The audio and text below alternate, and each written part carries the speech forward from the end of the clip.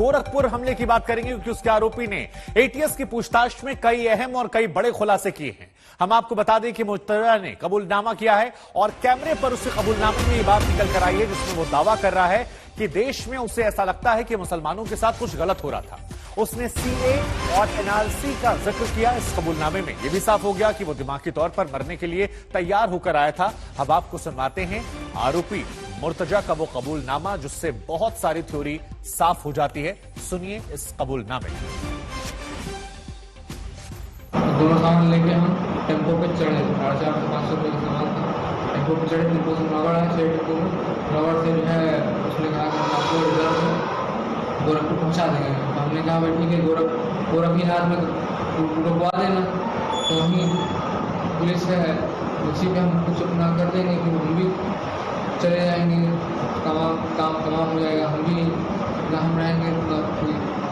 तो इस तरह से हमारे थॉट्स बहुत से एंगल से हम सोच रहे थे जस्टिफाई करने का कि ऐसा भी है कि हाँ भाई देखो CNRC भी कर रहे हैं तो गलत हो रहा है ना। हमारे साथ जो गलत हो वो तो ड्राइविंग फैक्टर है ही, उसको मैं दिमाग में जस्टिफिकेशन, उसके मतलब कोई काम करने से पहले आदमी जस्टिफिकेशन भी बनाता है, उसको मैं जस्टिफिकेशन दे रहा था। देखो मुसलमानों के साथ जुल्म हो रहा है, कोई कर्नाटक में इतनी हो रहा तो हम अब कोई नहीं करेगा। तो मतलब उस तरह से मैं सोच के मैं बोला कि अब थक गया सोच मैं बोला।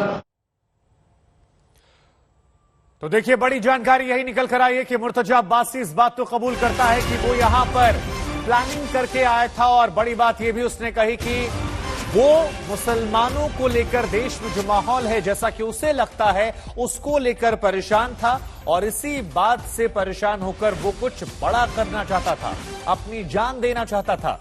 नेपाल का भी जिक्र उसने किया। CNRC के गुस्से में उसने मंदिर में हमला किया। यानी सोच जो है वो बहुत स्पष्ट थी इस खबर को लेकर आरोपी मुर्तजा की और उसने इस बात को कबूल भी किया कि इसी वजह से उसने यहां पर हमला किया है।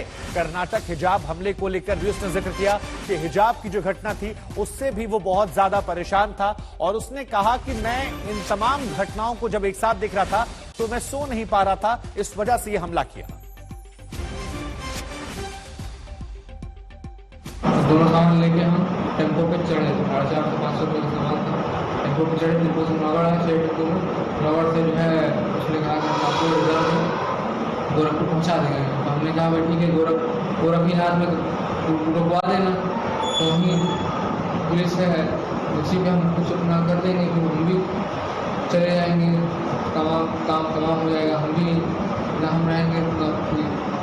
तो इस तरह से हमारे थॉट्स बहुत से एंगल से हम सोच रहे थे जस्टिफाई करने का कि ऐसा भी है कि हाँ भाई देखो CNRC भी कर रहे हैं तो गलत हो रहा है ना। हमारे साथ जो गलत हो वो तो ड्राइविंग फैक्टर है ही, उसको मैं दिमाग में जस्टिफिकेशन, उसके मतलब कोई काम करने से पहले आदमी जस्टिफिकेशन भी बनाता है, उसको मैं जस्टिफिकेशन दे रहा था। देखो मुसलमानों के साथ जुल्म हो रहा है, कोई कर्नाटक में इतनी हो रहा तो हम अब कोई नहीं करेगा। तो मतलब उस तरह से मैं सोच के मैं बोला कि अब थक गया सोच मैं बोला कर ही दो भाई। तो इन बातों को सुनकर यह स्पष्ट हो जाता है कि यह व्यक्ति कुल मिलाकर कबूल कर रहा है। हमारे साथ हमारे संवाददाता कुमार अभिषेक जुड़े हैं। कुमार, शुरुआत में एटीएस की तरफ से एक बड़ी बात कही गई थी और यह कहा गया था कि आतंकी घटनाओं से इसको बिल्कुल अलग करके नहीं देख सकते हैं। अब जब मुर्तजा का यह कबूलनामा निकलकर सामने आया तो इसमें दिखा रहा है, वो खुद कह रहा है कि मैं रेडिकलाइज हो चुका हूं। जिस तरह से इन बातों का असर उस पर हुआ, इस कबूलनामे का असर इस जांच में कितना अहम रहने वाला है? देखिए ये कहीं ना कहीं उसका कुमार अभिषेक से दोबारा बातचीत करने की हम कोशिश करेंगे। जो बात वो कह रहे थे उसे पूरी करेंगे, लेकिन वो घटना का सीसीटीवी फुटेज इस वक्त हम आपको दिखा रहे हैं जो घटना गोरखपुर मंदिर में घटित हुई और इसी घटना को लेकर मुर्तजा का कबूलनामा जो है वो आया है। अब इस कबूलनामे का कितना बड़ा असर होगा इस जांच में कितनी लीड मिलेगी, कौन से नए पहलू मिलेंगे, उन पर सभी की निगाहें लगातार टिकी हुई हैं। लेकिन जो बड़ी बात निकल कर आई है वो ये कि इस व्यक्ति ने प्लान किया था कि यहां पर हमला करना है। तो एक बार फिर से हम आपको बताते हैं कि दरअसल ये कबूलनामा क्या है। मुर्तजा जो है उसने पूरी तरह से ये मान लिया था कि देश में मुसलमानों के खिलाफ कुछ अलग हो रहा है और इसी रेडिकलाइज होने के चलते वो ये तय कर चुका था कि कुछ बड़ा करेगा, कुछ ऐसा जिसकी गूंज धमक दूर तक सुनाई पड़ेगी। अब सवाल ये खड़ा होता है कि आखिर कैसे पढ़ाई लिखाई करके अपनी दुनिया को छोड़कर मरने मारने की राह पर चल गया वो। किसने उसके दिमाग में यह जहर भरा था और कैसे एक पढ़ा लिखा शख्स आतंकवादी बन जाता है? इसके पीछे कौन था? क्या कोई शख्स इसके पीछे था? एक ऐसा शख्स जो अब दुनिया में नहीं है, लेकिन जिसको मुर्तजा ने अपना गुरु बना लिया था। अब ये देखिए, कुछ तस्वीरें हम आपको दिखा रहे हैं। 3 बड़ी बातें निकलकर सामने आई हैं। खतरनाक कनेक्शन सीरिया से इसके जुड़ाव जो है देखने को मिले हैं। इसके अलावा आईएसआईएस की सोच से प्रभावित था और जाकिर नाइक के वीडियोस जो हैं वो इसके लैपटॉप में मिले हैं, जो ये बताते हैं कि दिमाग को इन्फ्लुएंस करने में, आतंकवाद की तरफ एक पढ़े लिखे इंसान में इन तमाम चीजों की भूमिका बहुत ज्यादा अहम थी। गोरखपुर यहीं का रहने वाला मुर्तजा था और क्या क्या जानकारियां इसको लेकर और हैं। मुंबई में यह नौकरी करता था, पढ़ने लिखने में अच्छा था, इसलिए इसे नौकरी मिल गई, अच्छे कॉलेज में एडमिशन मिला। लेकिन फिर इन तमाम वीडियोस, इन चीजों का असर यह हुआ कि वहां से वो नेपाल में चला गया। नेपाल में यहां से उसके जब मददगार जो है महाराजगंज में पकड़े गए, उसके बाद यहां पर इसका जौनपुर में ससुराल था। तो ये तमाम कनेक्शन जो हैं इसके देश के अलग अलग शहरों में हम आपको बता रहे हैं। जामनगर की अगर आप बात करेंगे तो यहां पर भी इसने नौकरी की थी। इसके अलावा गोरखपुर का ये रहने वाला था और आखिर में गोरखनाथ मंदिर में इसने हमला किया। कुमार अभिषेक हमारे साथ जुड़ रहे हैं। कुमार, इस कबूलनामे का क्या असर देख रहे हैं आप? इस जांच पड़ताल में कितनी अहम भूमिका रहने वाली है इस पूरी क्लिप की जो इसके जरिए आई है? देखिए शुभंकर, ये कबूलनामा बेहद अहम होने जा रहा है और जांच एजेंसियां जिस बात को शुरू से कह रही थी कि ये कहीं ना कहीं रेडिकलाइज है, कोई ना कोई इसमें टेरर एंगल है, और ये सीधा साधा सिर्फ ये मामला नहीं है कि ये डिप्रेशन में था या मानसिक रूप से बीमार था इसलिए ये हमला किया है। जो इसका वीडियो निकल करके सामने आया है ये साफ दिखा रहा है कि वजह चाहे जो हो, सीए एनआरसी की बात कर रहा हो या फिर कर्नाटक हिजाब की बात कर रहा हो, बट ये कहीं ना कहीं रेडिकलाइज हो चुका था। और रेडिकलाइज सिर्फ इन 2 वजहों से नहीं हुआ था जो सुरक्षा एजेंसियां बता रही हैं। उसके मुताबिक ये लगातार यमन के वीडियोस देखा करता था, ये जाकिर नाइक के वीडियोस देखा करता था, और साथ साथ कई और देश दुनिया की घटनाओं का इस पर गहरा असर था। और ये सेल्फ रेडिकलाइज किस्म का एक शख्स था जिसने जानबूझ करके पूरे प्लानिंग के साथ ये आया है और इसने सुरक्षा बलों पर हमला किया है। देखिए, जो वो बोल रहा है वो सादा बोल रहा है कि चाहे जो हो कुछ ना कुछ करके ही जाना था।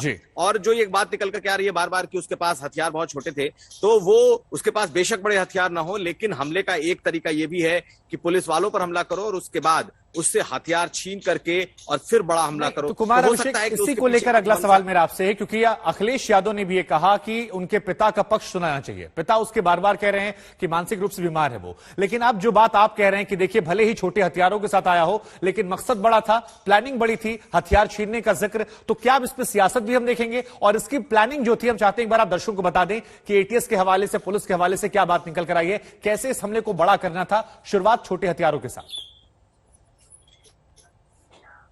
देखिए शुभंकर, जो अगर आप डॉट्स को जोड़ें तो उसमें साफ दिखाई दे रहा है कि एक शख्स मंदिर पे शाम को हमला करता है, लेकिन जब वो पकड़ा जाता है तो उसके कई कनेक्शंस सामने निकल करके आते हैं। 2 दिन पहले कहा जा रहा है कि कुछ पुलिस वाले उसके घर गए थे और उसके बाद से वो घर से निकल चुका था। उसके बाद वो जाता कहां है? उस सिद्धार्थनगर जाता है, नेपाल के बॉर्डर पर, फिर रात को नेपाल रुकता है। एक रात वो नेपाल रुकता है जिसका उसने अपने वीडियो में भी जिक्र किया है कि वो बहुत दिमागी रूप से परेशान हो गया था और उसे कुछ न कुछ करना था। जब वो नेपाल से चलता है तो फिर बस के जरिए आता है और फिर गोरखपुर में वो टेम्पो से आता है और टेम्पो से उतर करके सीधा वो मंदिर जाकर के हमला करता है।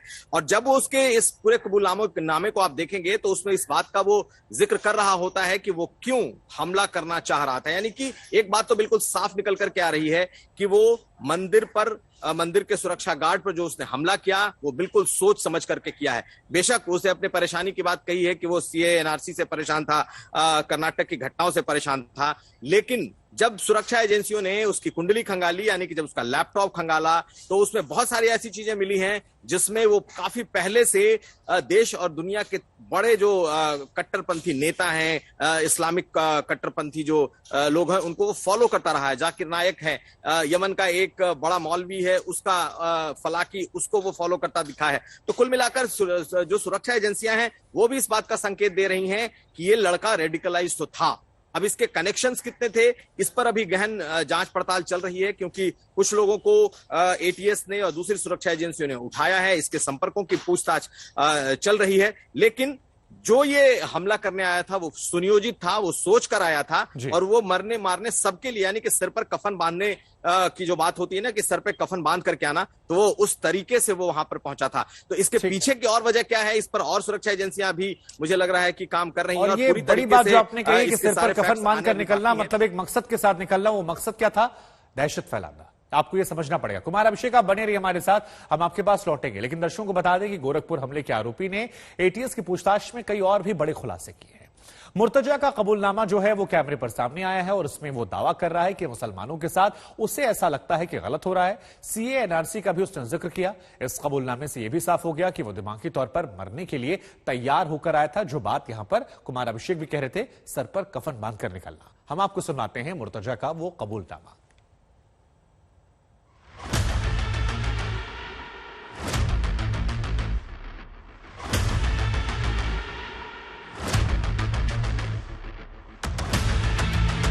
गोरखधाम मंदिर के बाहर इस बेखौफ हमले से सनसनी मचा देने वाले गोरखपुर केमिकल इंजीनियर मुर्तजा अब्बासी के दिमाग में आखिर किसने भरा था जहर? कौन था वो शख्स जिसकी बातें सुनकर मुर्तजा खून खराबा मचाने पर आमादा था? किसकी वजह से वह खुद जान देने पर आमादा था? लेकिन पहले कई बेगुनाहों की जान लेने के बाद मुर्तजा अगर मोहरा था तो उसे किसने कट्टरपंथ की राह पर धकेल दिया था, और कैसे उसको स्लीपर सेल में तब्दील कर दिया था जो कभी भी वुल्फ अटैक कर सकता था?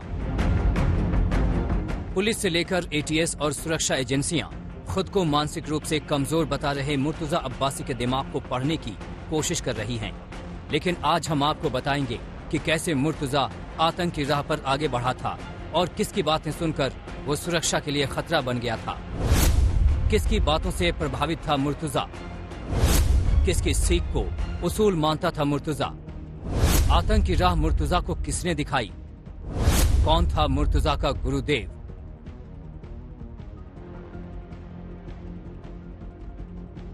तो मिलिए मुर्तजा अब्बासी के गुरु से, जिसकी बातें मुर्तजा के लिए उसूल बन चुकी थी।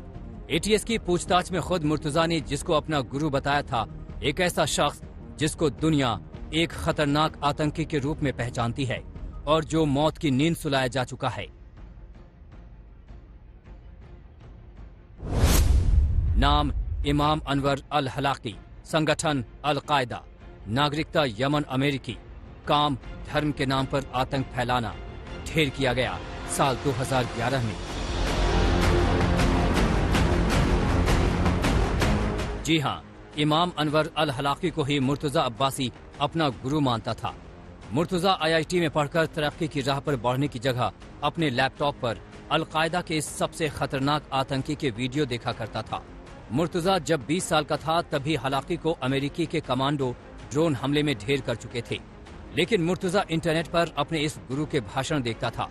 मुर्तजा का ये गुरु इतना खूंखार था कि किसी भी पढ़े लिखे नौजवान को फिदायीन हमलावर बनने के लिए राजी करने का मादा रखता था। मुर्तजा का ये गुरु इतना खतरनाक आतंकी था कि खुद अमेरिका के राष्ट्रपति बराक ओबामा ने उसको मारने का आदेश दिया था, और इसके बाद 2011 में ड्रोन हमले में 3 और आतंकियों के साथ उसको ढेर कर दिया गया। कहा तो ये भी जा रहा है कि मुर्तजा का ये गुरु इतना शातिर, इतना हार्डकोर आतंकी था कि वो ओसामा बिन लादेन के बाद अल कायदा में नंबर 2 बनने की हैसियत रखता था। कहा जा रहा था कि वो अल जवाहिरी की जगह ले लेगा। जरा इस आतंकी के बारे में जान लीजिए।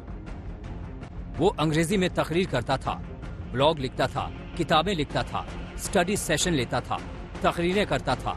उसको दिमाग में जहर भरने में महारत हासिल थी। उसके वीडियो और भाषण आज भी नेट पर हैं और मुर्तजा भी इनको देखा करता था। यही भाषण देखकर उसने आतंक की राह चुनी और अंदर ही अंदर तैयारी कर रहा था। मुर्तजा आईएसआईएस के आतंकी हमलों के वीडियो भी देखता था। सीरिया के आतंकी संगठनों को वो पैसे की मदद भी कर चुका था। मुर्तजा के इरादे भी खतरनाक थे। उसने तय कर लिया था कि पहले वो सिपाहियों पर हमला करेगा और फिर जवानों की SLR राइफल छीनकर मंदिर में आए श्रद्धालुओं को निशाना बनाएगा। उसके गुरु हलाकी की तकरीरों में भी कहा जाता था कि धर्म के लिए जान देनी चाहिए, धर्म के विरोधियों की जान लेने में कोई हर्ज नहीं है, और यही करने जा रहा था मुर्तजा अब्बासी। संतोष शर्मा, आज तक।